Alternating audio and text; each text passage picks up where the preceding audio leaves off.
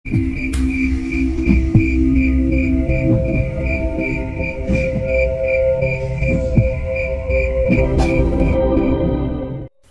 engkau hendak membaca Al-Quran, mohonlah perlindungan kepada Allah dari setan yang terkutuk.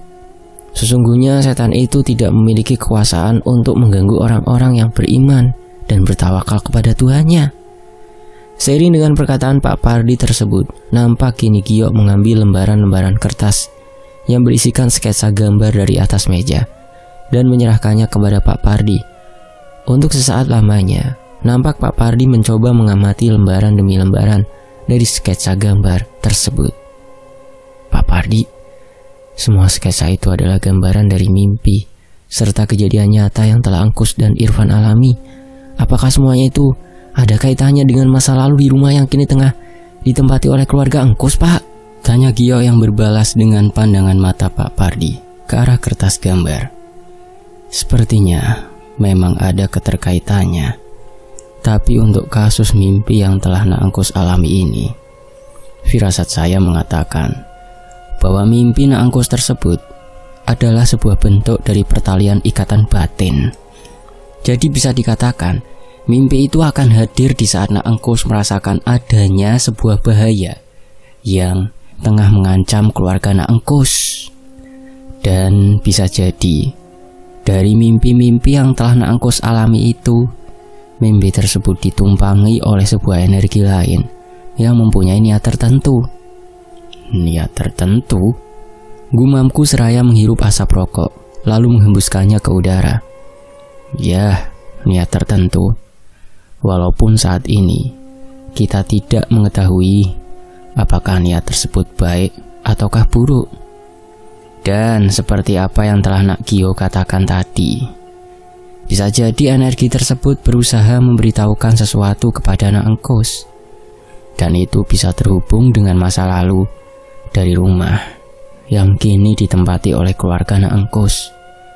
Ujar Pak Pardi seraya mengamati sebuah gambar yang berada di dalam kertas sketsa gambar. Coba Engkus lihat ini, ujar Pak Pardi kembali seraya memperlihatkan kertas sketsa gambar yang berisikan gambar dari seorang wanita yang terpasung. Entah ini hanya kebetulan saja atau tidak, tapi sepertinya balok kayu pasungan yang Engkus temukan di saat Engkus membuktikan akan keberadaan dari guru spiritual Bapak Engkus itu seperti terhubung dengan mimpi yang telah Engkus alami. Seiring dengan perkataan Pak Pardi tersebut, aku pun kini hanya bisa menganggukkan kepala sebagai tanda menyetujui perkataan Pak Pardi. Hingga akhirnya, setelah kini Pak Pardi menyelesaikan penglihatannya atas kumpulan sketsa gambar tersebut, Pak Pardi meminta aku untuk duduk bersila di lantai dengan posisi tubuh membelakangi tubuh Pak Pardi yang sudah terlebih dahulu mengambil posisi duduk bersila di atas lantai. Mohon maaf jika sekarang saya akan meminjam penglihatan Engkus sebentar. Apa yang telah Engkus lihat, maka itu yang akan saya lihat. Dan bahkan mungkin saya akan bisa menerawang lebih jauh dengan apa yang telah Engkus lihat tersebut. Kini belum sempat aku menyetujui atas permintaan Pak Pardi tersebut. Aku bisa merasakan kedua telapak tangan Pak Pardi kini telah menempel di kepalaku ini. Untuk sesaat lamanya, setelah Pak Pardi menempelkan kedua telapak tangannya tersebut, aku pun merasakan suasana di dalam kamar ini menjadi terasa begitu sunyi dan dingin. Kini di antara pandangan mataku yang masih bisa melihat keberadaan dari Irfan dan Gio yang terlihat begitu tegang dalam mengamati semua prosesi ini, Pak Pardi pun meminta aku untuk memejamkan mata. Dan di saat itulah aku merasakan tubuhku ini seperti melayang-layang di udara. Hingga akhirnya, seiring dengan perkataan Pak Pardi yang meminta aku untuk membuka pejaman mata ini, perasaan rileks yang tadi aku rasakan begitu tubuhku ini terasa melayang-layang di udara, kini telah berganti dengan rasa takut yang mendalam. Hal ini dikarenakan saat ini aku mendapati keadaan di mana diriku kini tengah dipaksa untuk kembali menyaksikan rangkaian demi rangkaian dari peristiwa menyeramkan yang telah aku alami. Dan akhirnya di saat aku memang sudah benar-benar tenggelam dalam semua ketakutanku ini, aku pun kini kembali tersadarkan seiring dengan terdengarnya suara Pak Pardi yang meminta aku untuk membuka pejaman mata ini. Lelah. Itulah kondisi yang kini aku rasakan ketika untuk pertama kalinya aku membuka pejaman mata ini. Butir-butir keringat yang terlihat membasahi wajah serta kaos yang aku kenakan kini seperti memberikan sebuah gambaran bahwa aku telah mengalami sebuah peristiwa yang sepertinya telah banyak menguras energi yang aku miliki. "Kus, lu baik-baik aja kan, Kus?" tanya Gio dengan perasaan panik dan berbalas dengan pergerakan Irfan yang mencoba menyadarkan aku dari keterpakuan ini. "Gila, lelah banget Gi. Sumpah baru kali ini aku merasakan rasa lelah seperti ini." Mendengar jawabanku tersebut, nampak Irfan mengalihkan pandangannya ke arah Pak Pardi yang sepertinya masih terlihat tengah mengatur pernafasannya. "Bagaimana Pak Pardi? Apa yang telah Bapak lihat?" tanya Irfan dengan rasa keingintahuannya yang tinggi. "Astagfirullah, Nak Irfan. Saya merasakan ada sesuatu yang buruk tengah mengancam kehidupan keluarga Nak Engkus. Terutama..." Seiring dengan terhentinya perkataan Pak Pardi tersebut, kini aku bisa melihat ekspresi keraguan Pak Pardi untuk melanjutkan perkataannya itu. Dan hal ini jelas memancing pemikiran liarku yang berkesimpulan bahwa akan ada sesuatu yang buruk menimpa Mama. Karena memang Mamalah yang selama ini menjadi pusat dari kekhawatiran yang aku rasakan ini. Terutama siapa, Pak? Apakah Mama yang Pak Pardi maksud? Bukan, Engkus. Bukan. Justru saya mengkhawatirkan anak yang ada di dalam kandungan mamah kamu itu. Karena sepertinya anak tersebutlah yang menjadi tujuan utama dari kesesatan yang telah dibisikkan oleh makhluk gaib yang berenergi jahat itu. Ya Tuhan, apa yang akan terjadi pada adik saya itu, Pak? Tanyaku dengan suara bergetar. Sebaiknya Nak Engkus tenang dulu dan berdoalah. Semoga firasat saya itu salah. Karena dari apa yang telah saya lihat tadi, ada dua buah energi gaib yang sebenarnya saling isi-mengisi untuk menunjukkan eksistensinya. Di satu sisi ada sebuah energi gaib yang berusaha memperingatkan sesuatu akan sebuah peristiwa yang pernah terjadi pada masa lalu. Sedangkan di sisi yang lain, ada sebuah energi gaib yang berusaha mengeluarkan tipu dayanya untuk menyesatkan orang-orang yang beriman lemah. Dan saya merasa kedua energi tersebut sebenarnya ada saling keterkaitan antara satu dengan yang lainnya. Dan itu terhubung dengan kejadian yang terjadi pada masa lalu. Ujar Pak Pardi seraya menepuk-nepuk bahuku. Apakah Pak Pardi mengetahui tentang kejadian masa lalu itu? Tanya Gio yang berbalas keterdiaman Pak Pardi untuk beberapa saat. Saya hanya bisa mengetahuinya jika saya berada di lokasi di mana kejadian itu terjadi. Dan saya juga berharap semoga saya bisa berada di lokasi tersebut guna memastikan tidak terjadinya sesuatu yang tidak kita harapkan terjadi. Jawab Pak Pardi yang berbalas persetujuanku, Irfan dan Gio, untuk mengantarkan Pak Pardi ke lokasi rumahku itu. Bagaimana kalau besok, Pak? Tanyaku dengan sebuah harapan Pak Pardi akan menyetujui usulanku ini. Lebih cepat lebih baik. Baiklah Nak Engkus, mungkin besok menjelang sore kita akan menuju ke rumah Nak Engkus. Jawab Pak Pardi dengan menunjukkan ketenangannya. Dan kalimat Pak Pardi tersebutlah yang kini menjadi penutup dari perbincangan kami dengan Pak Pardi malam ini. Lama aku terdiam, mencoba merenungi semua perkataan Pak Pardi tadi. Kini seiring dengan keterdiaman aku dalam menanti pergerakan waktu yang berputar begitu lama, tidak terlihat tanda-tanda bahwa Irfan akan segera meninggalkan rumah Gio. Sepertinya dari gelagat yang telah diperlihatkan oleh Irfan tersebut, Irfan memang berniat untuk tidak pulang ke rumahnya malam ini. Kamu percaya dengan kata-kata Pak Pardi tadi, Kus? Tanya Irfan seraya menyulutkan sebatang rokok setelah terlebih dahulu membuka jendela kamar. Entahlah, Van. Sepertinya sekarang ini hanya Pak Pardilah yang bisa menjadi harapanku satu-satunya untuk menyingkap misteri ini. Aku sih Kus berharap apa yang telah dikatakan oleh Pak Pardi tadi itu nggak benar terjadi. Karena aku nggak bisa membayangkan situasi seperti apa yang akan aku temui di rumah kamu nanti jika semua perkataan Pak Pardi tadi memang benar adanya. Ya aku juga berharap seperti itu, Van. Kita lihat saja nanti. Semoga saja apa yang telah dikatakan oleh Pak Pardi tadi enggak menjadi kenyataan. Ujarku seraya mencoba memaksakan tersenyum kepada Irfan. Oh iya Van, kenapa kamu gak pulang? Mana bisa aku pulang Kus, di saat sahabatku sedang mengalami masalah seperti ini. Senang dan susah pokoknya kita hadapi bersama-sama, ucap Irfan yang berbalas keterharuanku atas ucapan Irfan tersebut. Dan kini seiring dengan perkataan Irfan tadi, nampak terlihat kehadiran Gio di kamar ini.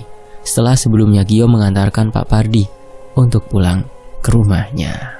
Sebaiknya besok kita menggunakan mobil bapakku aja Kus, biar nanti aku yang akan meminta izin sama bapak, ujar Gio, seraya merebahkan tubuhnya di tempat tidur. Tapi Gi, aku minta tolong, jangan sampai bapak dan ibumu itu tahu tentang permasalahan aku ini. Tenang aja Kus, kalau soal memberikan alasan, akulah jagonya, ujar Gio kembali di antara pergerakan kelopak matanya yang terlihat mulai terpejam. Hampir aja aku lupa. Satu hal lagi Kus, mungkin besok sekitar jam 11 aku akan ke kampus dulu, karena ada sedikit urusan di kampus. Nah, selepas itu aku akan menjemput Pak Pardi agar kita tidak berangkat kesorean ke rumahmu. Ya kamu atur aja deh semuanya Gi, aku ngikut aja. Seiring dengan perkataan yang terucap dari mulutku ini, Gio pun kini terlihat telah benar-benar memejamkan matanya. Seiring dengan malam yang terus beranjak semakin larut, kami pun mulai terbuai dalam tidur lelap yang mengantarkan kami pada samudera mimpi yang tidak bertepi. Dan sepertinya keterlelapan aku dalam tidur malam ini merupakan efek dari rasa lelah yang aku rasakan setelah aku menjalani prosesi penerawangan yang telah dilakukan oleh Pak Pardi tadi. Hingga akhirnya seiring dengan jarum jam yang kini telah menunjukkan pukul 5 pagi, aku pun terbangun begitu mendengar suara deringan telepon yang terdengar dari handphone yang aku letakkan di atas meja. Kus, terima dulu tuh teleponnya. Pusing nih aku dengernya, gerutu Gio dengan sedikit menggeliatkan tubuhnya. Mendapati hal itu, aku pun segera beranjak dari tempat tidur guna menerima panggilan telepon tersebut. Seiring dengan langkah kakiku yang kini telah melangkahi tubuh Irfan, nampak terlihat Irfan masih tertidur dengan pulasnya di atas sebuah kasur lipat yang diletakkan di lantai. Siapa sih pagi-pagi begini udah menelpon? Gumamku dengan sedikit rasa jengkel begitu mendapati sebuah nomor telepon tidak dikenal kini terpampang di layar handphone. Dan kini begitu aku merasakan kalau aku tidak mengenali nomor tersebut, aku pun memutuskan untuk mematikan handphone guna melanjutkan tidur pulasku yang telah terganggu ini. Tepat pada pukul 11 pagi, seperti apa yang telah dikatakan oleh Gio semalam, kini Gio terlihat telah bersiap-siap untuk berangkat ke kampus. Keberadaan sebuah mobil yang sepertinya akan dipergunakan oleh Gio untuk berangkat ke kampus seperti mempertegas akan keberhasilan Gio yang telah mendapatkan izin dari bapaknya untuk menggunakan mobil tersebut di saat kepulangan aku ke rumah nanti.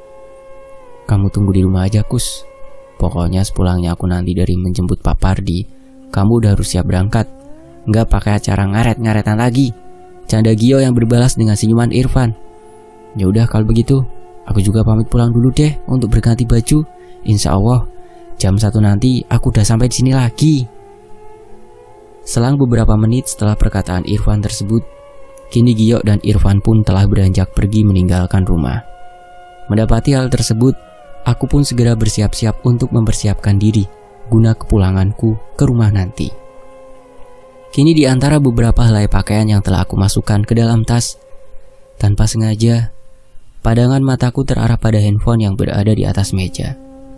Keberadaannya yang kini terlihat mati akibat keenggananku untuk menerima panggilan telepon pagi tadi, kini telah membuat aku kembali menghidupkannya dan meletakkannya kembali di atas meja. Mudah-mudahan aja kepulanganku bersama dengan Pak Pardi ini akan membawa sebuah perubahan yang baik bagi keluargaku, terutama Bapak Gumamku begitu memasukkan pakaian terakhir yang akan aku bawa pada saat pulang nanti. Kini seiring dengan keinginanku untuk kembali merebahkan tubuh ini di atas tempat tidur, terdengar suara deringan telepon yang menandakan adanya sebuah panggilan masuk di handphoneku.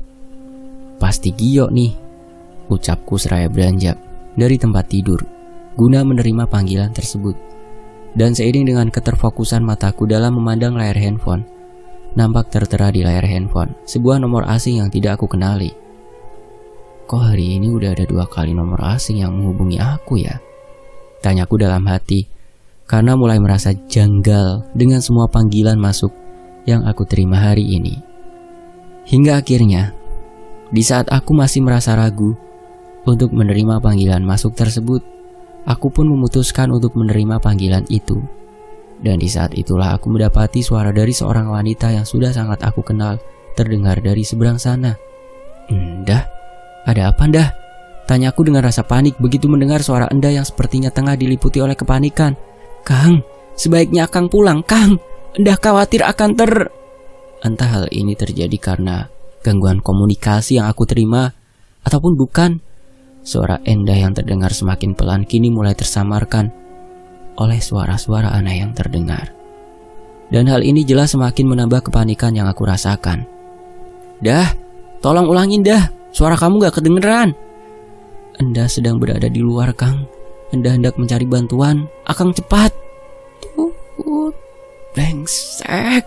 Makiku begitu mendapati bahwa panggilan yang tengah aku terima ini kini terputus. Mendapati hal itu, aku pun segera mencoba untuk menghubungi nomor itu kembali dan hasilnya, aku harus menerima sebuah kenyataan. Kalau nomor yang aku hubungi itu kini terdengar dalam keadaan sibuk. Untuk beberapa kalinya aku pun mencoba untuk menghubungi nomor itu kembali dan hasilnya pun ternyata tetap sama.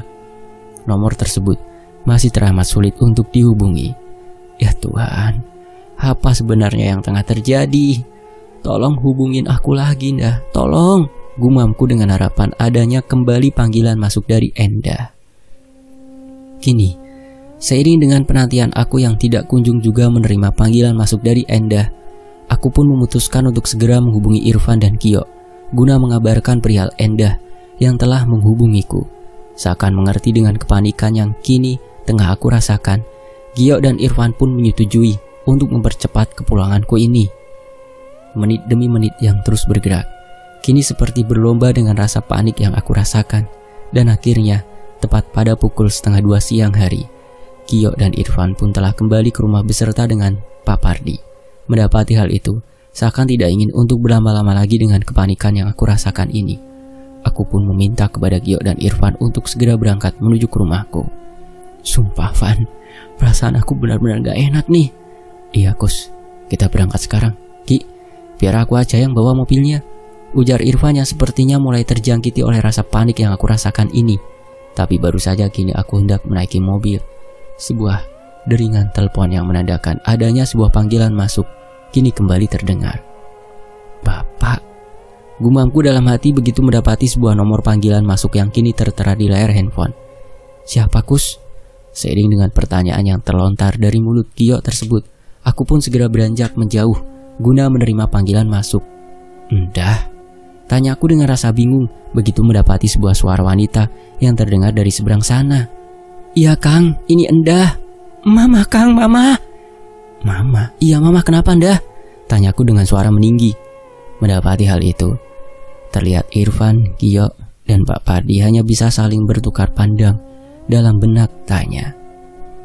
"Mama udah gak ada Kang, Mama," jawab Endah di antara suara isak tangisnya yang terdengar. "Innalillahi wa inna ilaihi raji'un," ucapku dengan nada pasrah dan penuh kesedihan. Kini seiring dengan keenggananku untuk melanjutkan pembicaraan tersebut, terlihat Irfan dan Gio dan Pak Pardi nampak berjalan menghampiriku.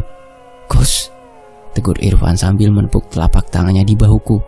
"Apa yang telah terjadi Kos?" "Ya Tuhan, apa sebenarnya dosa keluargaku ini Van?" jawabku dengan rasa sedih.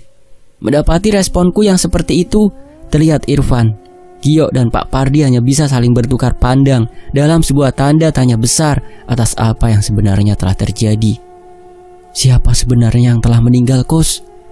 Tanya Irfan kembali dengan rasa penasaran dan berbalas dengan tatapan mata Gio yang memandang secara tajam ke arah wajahku. Mama, Van. Mama. Jawabku dalam derai air mata yang sudah tidak bisa untuk tertahan lagi. Innalillahi wa inna ilaihi raji'un. Ya Tuhan, kamu yang sabar ya, Kus, ucap Gio di antara ekspresi kesedihan yang terpancar di wajah Irfan dan Pak Pardi. Apakah kalian yakin masih akan melanjutkan semuanya ini?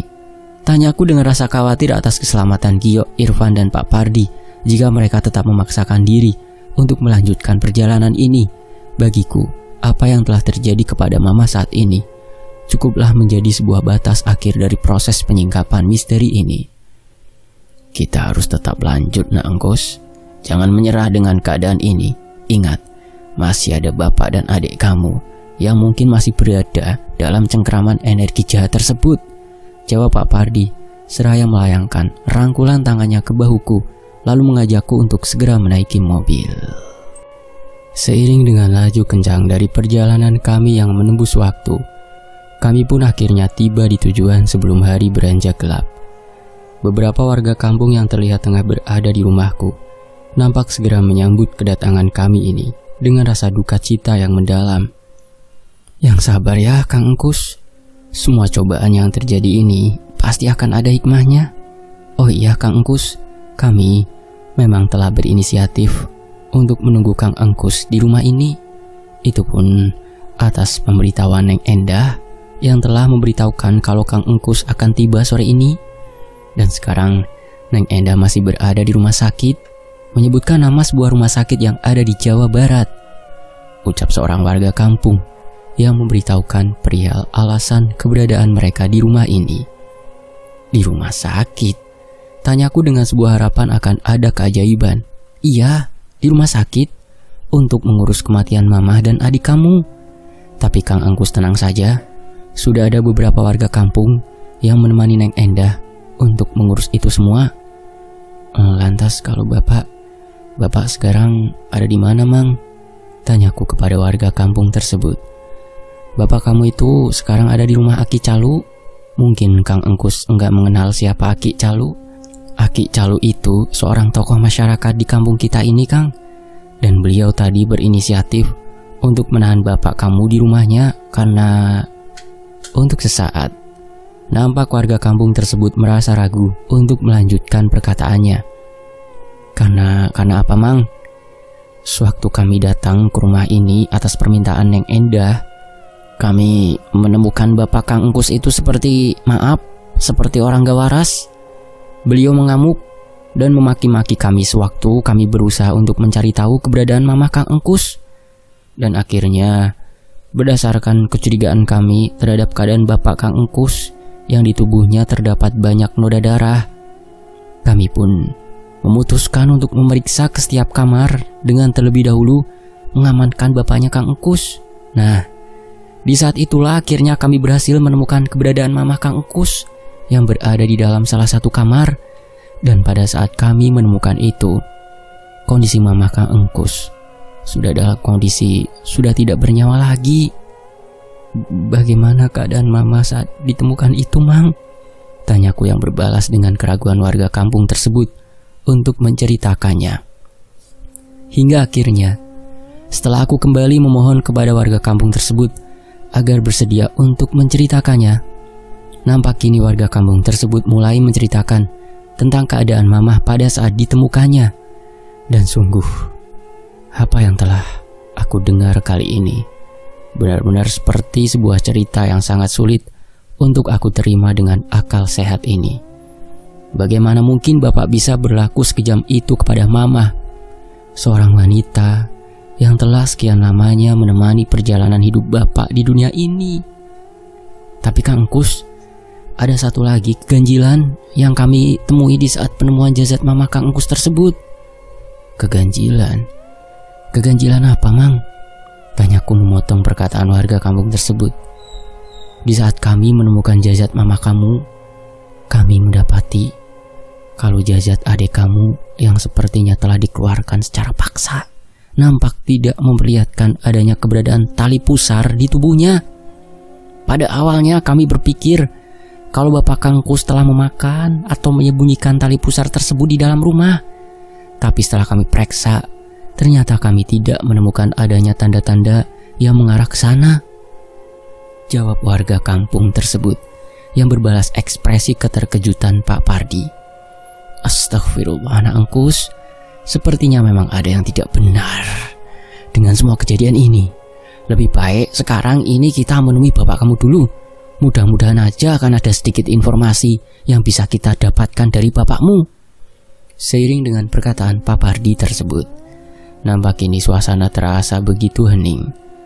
Bahkan suara-suara serangga malam yang sebelumnya sempat terdengar memecah keheningan malam, kini sama sekali tidak terdengar keberadaannya. Mendapati hal itu, akhirnya kami pun memutuskan untuk segera meninggalkan rumahku ini dengan terlebih dahulu membagi penugasan. Dan akhirnya kini disepakati bahwa Gioklah yang terpilih untuk menemani Endah di rumah sakit, sedangkan aku, Irfan, serta Pak Pardi akan menuju ke rumah Aki Calu guna melihat keberadaan Bapak. Sebaiknya kalian nanti hati-hati. Bukan tidak mungkin kalau Bapak Kang Engkus itu akan kembali mengamuk ketika diajak berbicara. Sebuah kalimat peringatan yang terlontar dari mulut seorang warga kampung kini mengiringi perjalanan kami menuju ke kediaman Aki Calu. Dan setibanya kami di rumah Aki Calu, nampak keberadaan dari beberapa warga kampung yang tengah berkumpul. Dan sepertinya keberadaan mereka itu terkait dengan musibah yang telah menimpa keluargaku. Ki Calu, perkenalkan ini Engkus, anaknya Pak Adiat, ujar warga kampung memperkenalkan aku kepada Aki Calu. Mendapati hal tersebut, aku pun segera menyalami Aki Calu beserta beberapa warga kampung yang berada di rumah Aki Calu. Bagaimana keadaan bapak saya, Ki? Tanyaku yang mulai merasa tidak sabar untuk melihat keadaan bapak. Bapak kamu itu masih seperti saat pertama kali ditemukan, dan sekarang bapak kamu ada di dalam kamar. Pada awalnya kami semua ini berniat untuk menyerahkan bapak kamu itu kepada pihak berwajib. Tapi begitu melihat keadaan bapak kamu yang terlihat tidak waras, dan juga melihat adanya keanehan dari peristiwa yang telah merenggut mama dan adik kamu, kami pun akhirnya memutuskan untuk menyelesaikan semuanya ini dengan langkah yang tertutup seperti ini.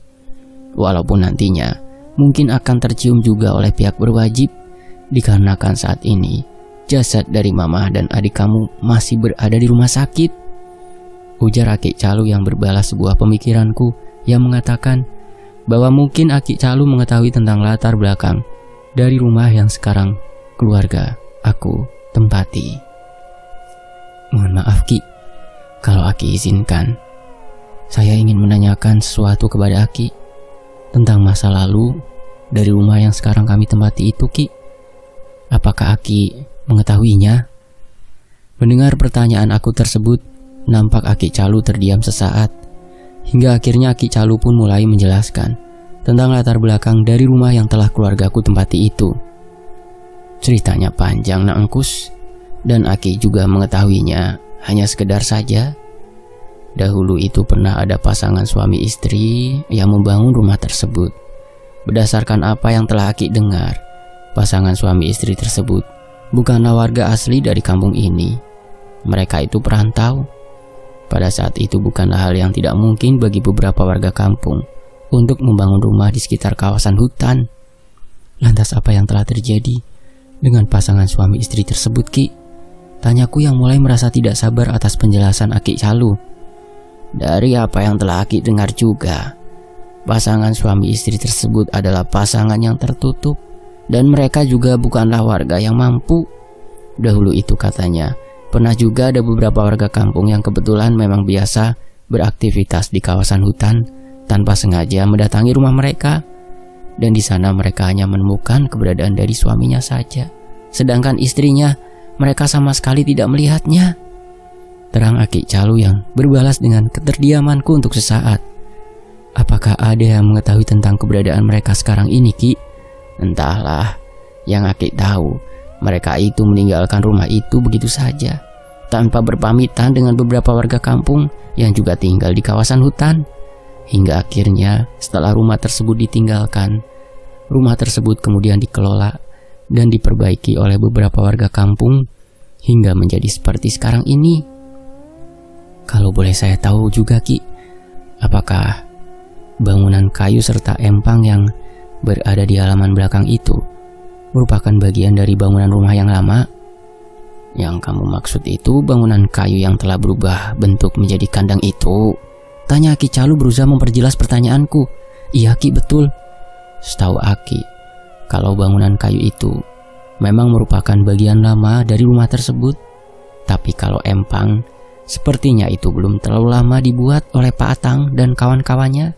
Dan kalau tidak salah, empang itu dibuat di saat ada sebuah keluarga yang ingin menempati rumah tersebut.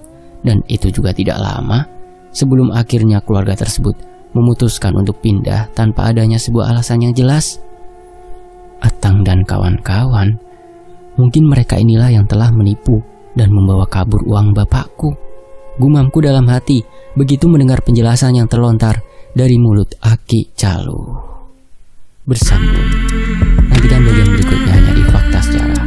Terima kasih untuk penulisnya Metamorfosis 2015, dan terima kasih buat teman-teman yang sudah menyimak kisah ini sampai di sini. Ini sudah mulai babak yang seru nih. Ya, nantikan ya teman-teman. Sampai jumpa, saya pamit dulu. Wassalamualaikum warahmatullahi wabarakatuh. Alhamdulillah. Terima kasih semuanya.